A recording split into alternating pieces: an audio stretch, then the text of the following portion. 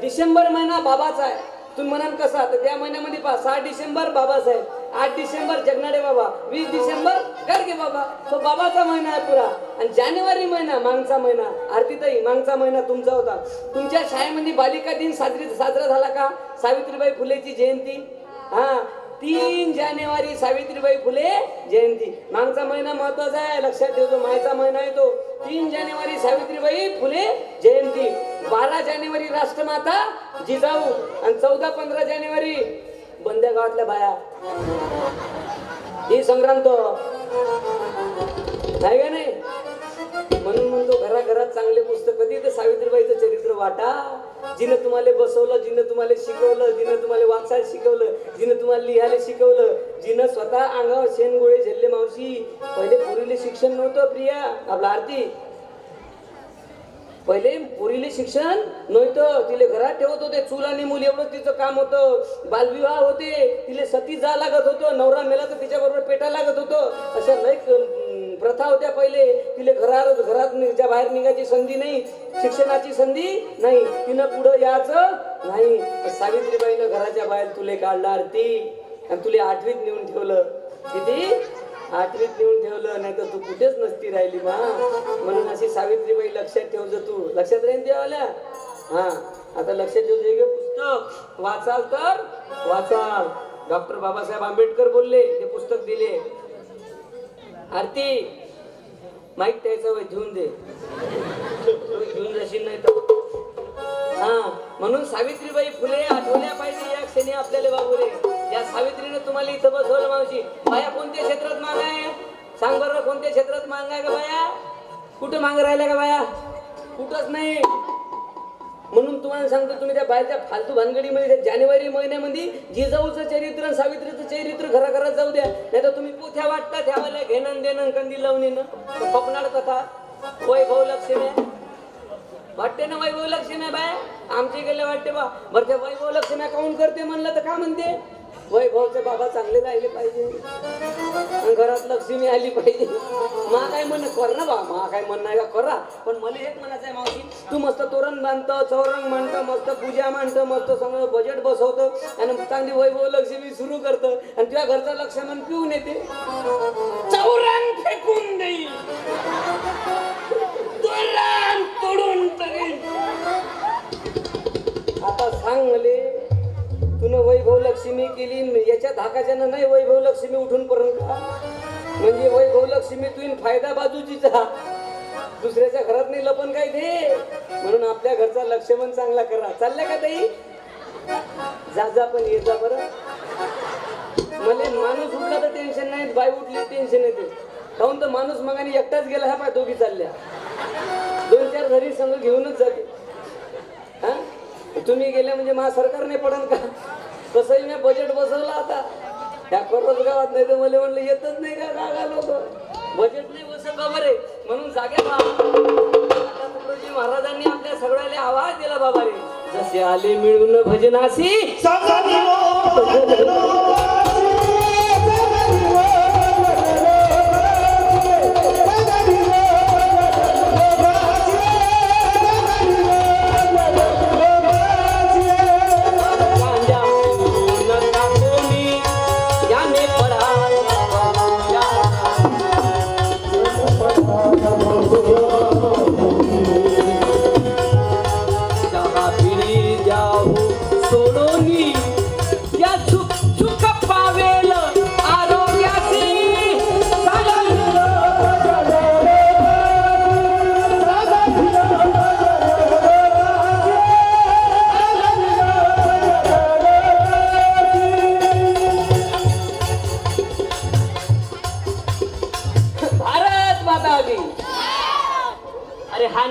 घराघरात गेला पाहिजे. तरुणांची संघटना, महिलांची संघटना, गावाची संघटना. आज बाबा रे गरज आहे गाव एकत्र आणण्याची. आता इथं दर पौर्णिमेले कार्यक्रम होते तुमच्या इथं, होते काय? वा वा वा वा. दर पौर्णिमेले कार्यक्रम होणे म्हणजे जीवनात प्रकाश येणे. लक्षात घ्या, पौर्णिमा म्हणजे प्रकाश, उजेड. आज तो ज्ञानदीप नाचू कीर्तनाचे रंगी, ज्ञानदीप लावू जगी.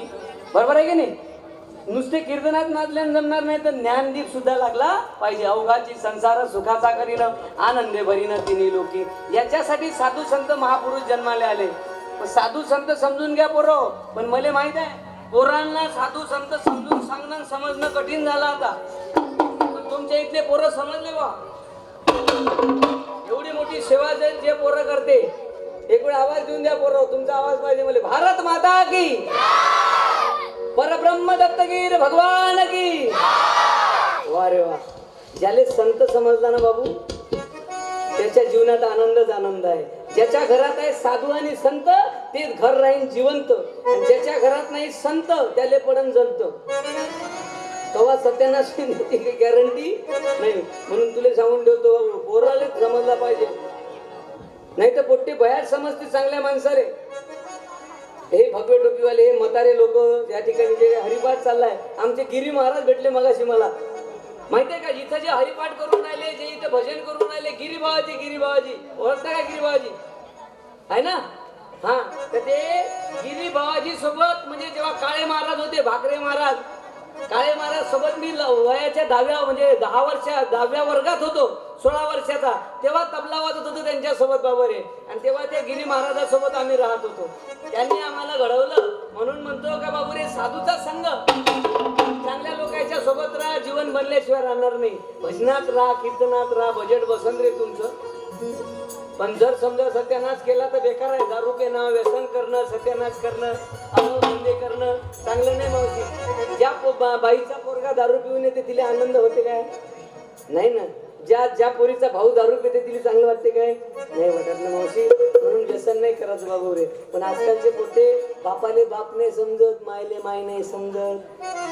आणि चांगल्या माणसाले तर बैताळात काढते. एवढे बैताळात काढते का काय बोलायचं काम नाही. हे जे म्हातारे माणसं आहे ना हे आपला आदर्श यायचा आदर्श घेतला पाहिजे. नाही तर आमच्या इकडले पोट्टे तुम्हाला सांगतो म्हातारा माणूस दिसला त्याची मजा घेते. तुम्हाला एक उदाहरण सांगतो कसं भयारात काढलं. 2 म्हातारे माणसं बस स्टँडवर बसून होते. 2 म्हातारे माणसं बस स्टँडवर बसून होते. दोघेही गोष्टी करून राहिले. तेवढ्या त्याला एक मशीन दिसली. बाबू असं उकरते त्याला कोणती मशीन म्हणते असं का JCB. बरोबर आहे JCB म्हणते. आमच्या गावाकडे त्याला खेकडा म्हणते. आता ते नवीन निघालं होतं पाहिलंच नाही पुढे हे नवीनच दिसते बा. आता बस स्टँडवर गोष्टी करून राहिले. सोयाबीन कसं झालं चना कसं झाला गोष्टी कर त्याला दिसलं ते. आता त्याला वाटलं हे कोणाला विचारा बा हे जे नवीन यंत्र निघालं याला कोणाला विचारा. तर तिथं 5-10 पोट्टे कॉलेजचे बसून होते बस स्टँडवर. तुमच्या इथं बस स्टँड आहे बाबू मोठं कोण्या गावले रे. हा खरंच गाव. आणि कॉलेज कोण्या गावले वरुड वरुडच्या बस स्टँडवर जसं केलं. जास्त गर्दी कोणाची राहते बाबू तिथं कोणाची राहते पोराची राहते. बरोबर आहे. काही पोटे दिवसभर तिथंच बसून राहते. कॉलेजमध्ये बिलकुल जात नाही. काऊन राहते बाबू तिथं ते गर्दी द्यायची काऊन राहते काय साठी राहते रे काय रे काय म्हणते रे. हा बरोबर काय साठी फ्री फायर. आणखी दिवस पोटे तिथंच राहते बसून काय साठी. हा ते बरोबर बोललं पोरी पासाठी राहते. ते बरोबर बोललं बाबू. उभं आहे उभं आहे. तुले कसं माहित पोट्ट पोरी पाहिजे हे त्याले पाहिजे काय करा. बेकार कार्यक्रम झाला मावशी लक्षात घे.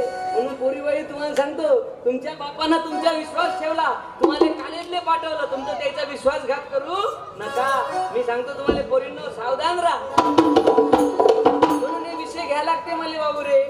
काका आपाजी म्हणतो ह्या कोणता कीर्तन करवा काय सांगते काय मी नसे कुठं कीर्तन राहते काय थांब ना थोडसा.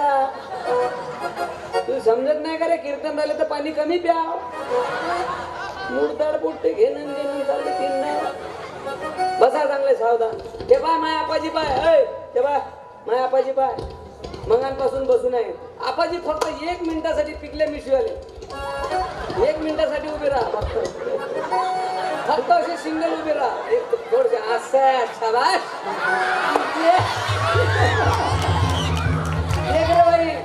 किती तुझं हा 65 किती रे ऍव्हरेज पाय अजून हँग नाही मारला पीस फुल कव्हरेज मध्ये आहे बसा मगांपासून त्यानं जे बैठक मारली मी पाहुणा जे बैठक मारली असती असंच बसून आहे हे 25 वर्षाचं बाय 3 डाव गिअर बदलवते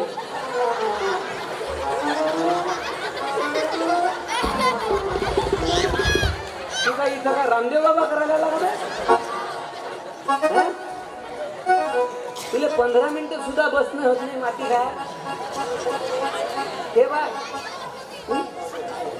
हा राष्ट्रसंताचे भक्त आहे आणि त्यानं प्युअर माल खाल्लाय बिना सल्फेटचा आणि आपला फवारा सुरू आहे एंडोसल्फानचा भाजी फवारा सारा फवारा पुरे पोटे मजाक नाही सांगत नाही त्याचं शरीर पार आहे पाहिलं का ते शरीर ह्या तोंड ह्या दंड ह्या मांडी आणि आपलं पाय हात उदबत्ती पाय मेणबत्ती मागून पुरी बजमबत्ती पुरे थंडी होऊन गेले तोंड पाहतो असं काय कोमात चाललं मरते 2-4 दिवसात त्याच्या मागचं कारण आहे लक्षात ठेव मी काल सांगतो आजी तुले पहिलेचा काळ कसा होता आपाजी हा अरे भाकरनं ठेचा होता आपण प्युअर होता कधी खारका नाही खाय बदाम नाही पाहिल्या पण खर्रा नव्हता गुटका नव्हता दारू नव्हती व्यसन नव्हतं काही नव्हतं आणि पहिले गावात हनुमानजीचं मंदिर आहे का तुमच्या काय साठी आहे मंदिर हनुमानजीचं चंदूर लावासाठी म्हणणं अरे पाय लागासाठी नव्हतं ते बलाची देवता आहे तुकडोजी महाराजांनी लिहिलं किती दीन दुर्बल तरुण हे शिकले जरी शाळेतही व्यायाम गोडी नातया करी आवडी निर्माणही बल धर्म सेवा रक्षणा कर सामुदायिक प्रार्थना अरे हनुमंत म्हणजे बलाची देवता आहे मी पाय मला मापाजी सांगे माझ्या घरी अजूनही जुन्या तलवारी आहे माझ्या घरी अजूनही ते दानपट्ट्याचे पट्टे आहे माझ्या आपाजी सांगे म्हणे बाबू आमच्या गावात हनुमानजीच्या मंदिरासमोर अखाडे होते दानपट्टा होता मलखांब होतं हे खेळ होते देवाचे आणि 200 किलोचा गदा असा घर फिरवत होते आणि माझ्यासारखे पैलवान पैदा होत होते